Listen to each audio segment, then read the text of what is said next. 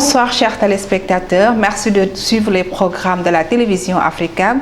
Nous avons le plaisir de recevoir sur ce plateau de questions à débattre M. Alexandre Barreau-Chambrier, économiste et homme politique gabonais, plusieurs fois ministre dans le gouvernement gabonais. Il est membre du parti Rassemblement pour la Patrie et la Modernité. Il est candidat à la présidentielle gabonaise du 26 août prochain. Bonsoir, M. Alexandre. Bonsoir, madame. Merci de recevoir l'équipe de questions à débattre. C'est un plaisir d'avoir cette occasion d'échanger avec vous, de préciser notre vision et nos idées.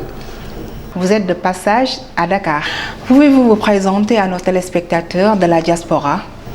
Merci. Comme vous l'avez dit, je suis un économiste, un professeur d'université et qui a eu aussi une carrière internationale au niveau du Fonds monétaire international, où j'ai d'ailleurs été administrateur pour 24 pays, dont le Sénégal. À partir de là, j'ai eu également des responsabilités gouvernementales éminentes. J'ai été un élu plusieurs fois, député, et à un moment donné, j'ai décidé de suivre notre voie, ayant considéré que là où nous étions, il n'y avait pas de possibilité de faire avancer le pays. Nous avons décidé de créer notre parti, le Rassemblement pour la Patrie et la Modernité, auquel je préside aujourd'hui. C'est vous dire que c'est tout un cheminement qui illustre notre volonté de rompre avec un environnement qui nous paraît défavorable pour notre pays sur plusieurs plans. Mais j'y reviendrai au fur et à mesure. Vu les relations antérieures que vous entretenez avec le régime Omar Bongo et Ali Bongo, dans quelle case faut-il placer votre candidature? Une candidature classique ou une candidature de rupture? Alors, il faut savoir, pour bien comprendre, que notre pays est dans des difficultés énormes. Notre pays est déchiré, notre pays est pillé, notre pays est endetté. Et une dette sans contrepartie physique, réelle. Cela nous place dans une position qui nous oblige à trouver une alternative, à induire donc une rupture par rapport aux pratiques ambiantes, parce que il s'agit véritablement de l'avenir du Gabon, de l'avenir de nos enfants, de l'avenir de nos petits-enfants. C'est la raison pour laquelle, après avoir parcouru le pays de long en large, à la suite des appels pressants qui nous ont été lancés, en tenant compte des attentes sociales immenses de notre peuple, j'ai décidé de me lancer dans cette bataille. Je me définis comme le candidat du peuple, le candidat pour une rupture, pour changer les choses. Voyez-vous, j'ai vécu longtemps aux États-Unis d'Amérique.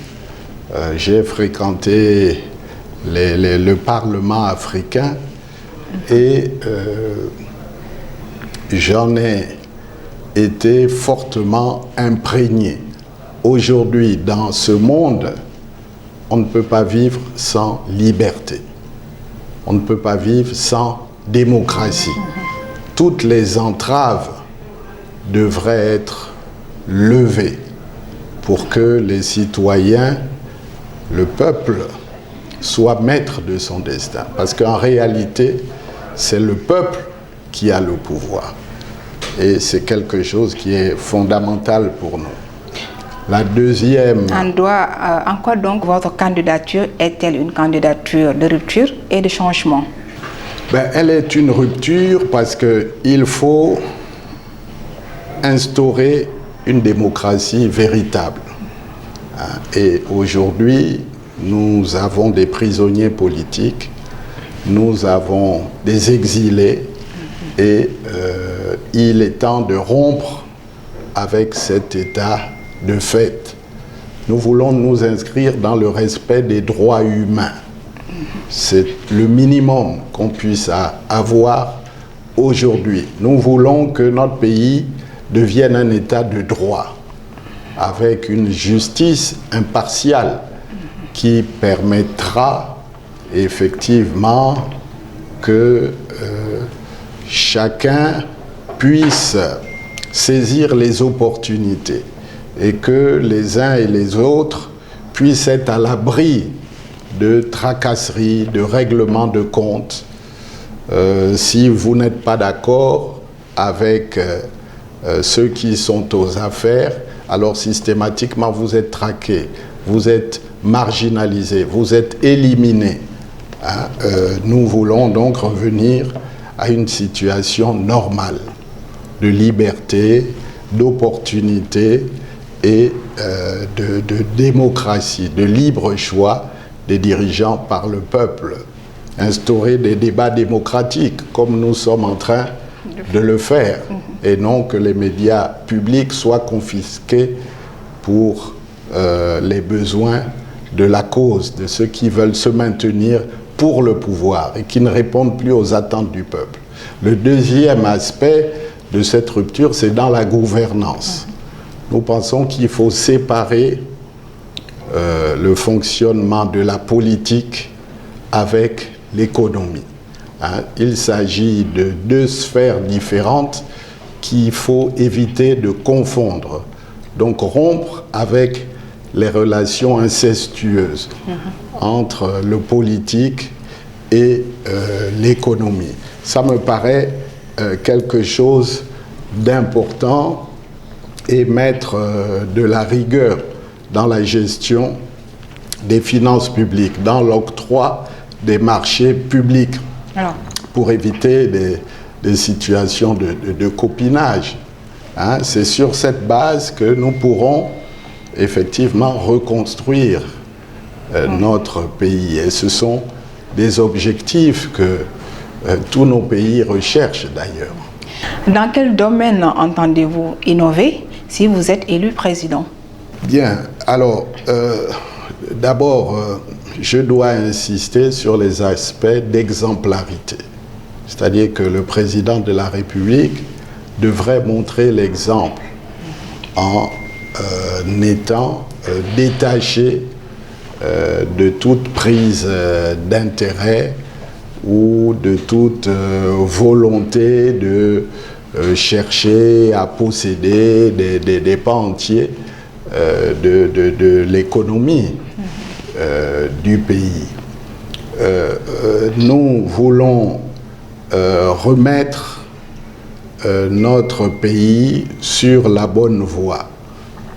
Et par exemple, nous avons un retard aujourd'hui au niveau de l'investissement public qui est résiduel parce que le fonctionnement a pris une part trop importante, l'endettement, le service de la dette est élevé et il faut absolument retrouver des marges de manœuvre pour l'investissement public.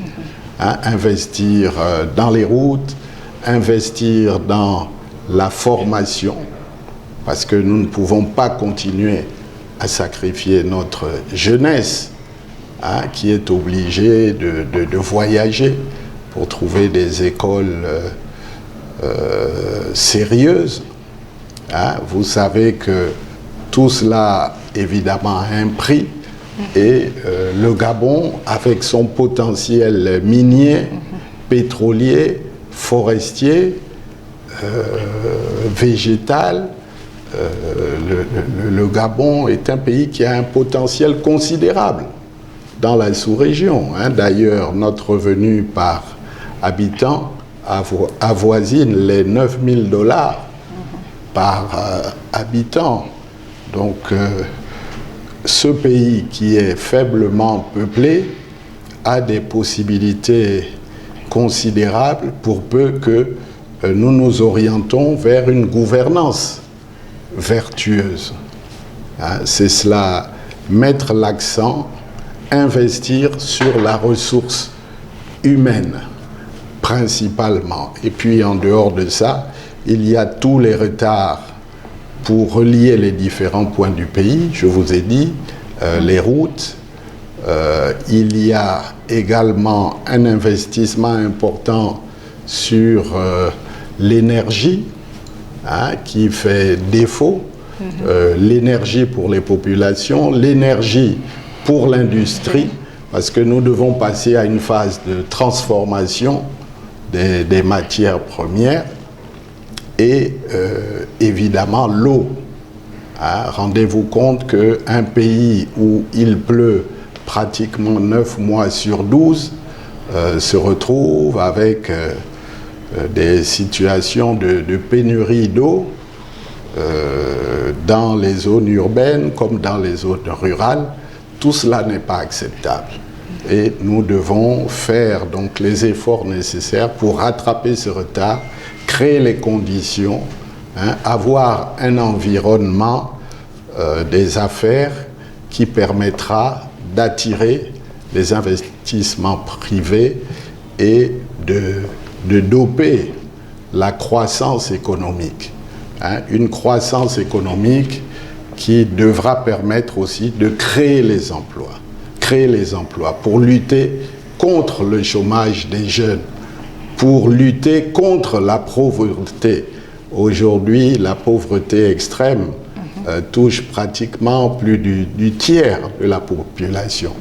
Je ne parle pas de la pauvreté relative qui, elle, dépasse des seuils élevés. D'accord. Monsieur Chambry, il y a 19 candidats en compétition pour l'élection présidentielle. Quel regard portez-vous globalement des autres candidats de l'opposition? Il y a des personnes de qualité qui ont, au cours du temps, accumulé de l'expérience. Il se trouve que en face, nous avons un adversaire qui est un peu le représentant de cet échec, de cette gestion calamiteuse de notre pays. Et nous avons une élection à un tour. Donc à un tour, c'est celui qui arrive avec le score le plus élevé, même une voix, qui devient président de la République. Il est évident qu'avec une pléthore de 18 candidats, si nous n'y prenons garde, nous risquons de faire le jeu de celui qui est minoritaire dans le pays, de celui qui est rejeté par les Gabonais qui, dans leur grande majorité, aspirent à l'alternance et le changement. C'est la raison pour laquelle nous devons trouver une formule. Pourquoi l'opposition ne s'est pas réunie? C'est ce que nous sommes en train de faire, considérer que cette phase est une phase où on laisse jouer les dynamiques individuelles pour mesurer ce que les uns et les autres peuvent faire, étant entendu que le moment venu, nous devrons nous rassembler le plus largement possible pour trouver la clé et faire en sorte que la dynamique collective pourra effectivement permettre au pays de basculer. en faveur du changement. C'est le sens du travail que nous sommes en train de faire. Cela nécessite qu'on puisse dépasser les intérêts personnels. Cela nécessite une prise de hauteur pour pouvoir tous converger, étant entendu que la priorité, l'urgence pour le Gabon, c'est un problème de salubrité publique, c'est d'obtenir l'alternance. Vous êtes au Sénégal au moment où la sous-région est confrontée à de multiples crises dans le Sahel, le Niger, Burkina, Mali. Quelle analyse faites-vous de la situation? Eh bien, nous devons considérer que dans ces pays, le terrorisme se nourrit du terreau de la pauvreté, des difficultés de certains citoyens, en dehors du fait qu'il y a des migrations qui ne sont pas contrôlées et que aujourd'hui ces formes de recrudescence de guerre d'une certaine manière vis-à-vis des paisibles citoyens a tendance à se généraliser. Et nous voyons aussi que l'armée traditionnelle telle qu'elle a été entretenue ne trouve pas toujours les moyens de faire face à cette forme d'invasion, de désordre qui se profile un peu partout. Donc, nous avons vu qu'il y a eu des réactions internes dans les différents pays pour tenter de reprendre les choses en main. Bon, pour le moment, les résultats ne sont pas probants. Et je crois que la démocratie doit être restaurée de la manière la plus évidente et que nous devons trouver les moyens pour que dans les pays, effectivement, on aille tous ensemble dans la même direction. Et donc, il faut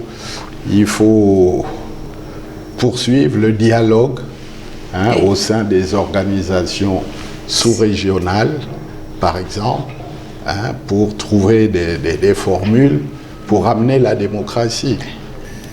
Si vous êtes élu président de la République, prendrez-vous des initiatives pour la résolution des conflits? Lorsque je serai élu, et il ne faut pas parler au conditionnel. Je pense que j'ai de bonnes chances de gagner au vu de l'intérêt et de l'attention que me réservent mes concitoyens. Comme je vous l'ai dit, je suis le candidat du peuple, pour le peuple et par le peuple. Et le moment venu, nous verrons modestement. Nous sommes dans la région d'Afrique centrale. Vous avez parlé de conflits qui se déroulent en Afrique de l'Ouest. Eh bien, évidemment, la solidarité jouera. Mais je pense qu'il y a des acteurs de premier plan qui ont déjà à cœur de trouver des solutions. Et nous faisons confiance au dialogue, à l'apaisement pour trouver des solutions. Justement, vous êtes à Dakar. Un mot sur le Sénégal, où l'opposant sénégalais Ousmane Sonko a été placé sous mandat de dépôt. Quel est votre commentaire? Écoutez, vous savez que le principe qui est inhérent, c'est de ne pas s'immiscer dans les affaires d'un pays, fût-il ami, comme le Sénégal. Écoutez, le Sénégal est une vitrine pour l'Afrique, est un pays qui nous a toujours habitués à trouver des solutions dans le dialogue, dans l'apaisement, dans la médiation, dans la conciliation. Alors, nous avons d'un côté des situations vis-à-vis des jeunes auxquelles il faut trouver des solutions, parce qu'il y a une pression sociale pour trouver des emplois, pour se réinsérer dans la vie. Et de l'autre côté, nous voyons que le Sénégal, ces dernières années, a investi énormément dans les infrastructures, avec d'ailleurs un taux de croissance qui est appréciable, au-delà de 6% parfois. Donc, il faut trouver l'équilibre pour concilier ces contraintes de réduction de la pauvreté par des investissements privés plus importants, par des créations d'entreprises, par des situations qui permettront effectivement de créer des emplois pour les jeunes. Bon, mais vous voyez, je pense que la solution pour le Sénégal, comme pour la plupart de notre pays, viendra de la capacité pour les acteurs à trouver des solutions par le dialogue, par l'apaisement. Monsieur Chambrier, merci d'avoir répondu à toutes nos questions. La chaîne panafricaine vous remercie de votre disponibilité. C'est moi qui vous remercie pour cet entretien. Merci beaucoup. Chers téléspectateurs, merci d'avoir suivi votre émission Ces questions à débattre. Je vous donne rendez-vous prochainement avec une autre personnalité. Merci et bonsoir.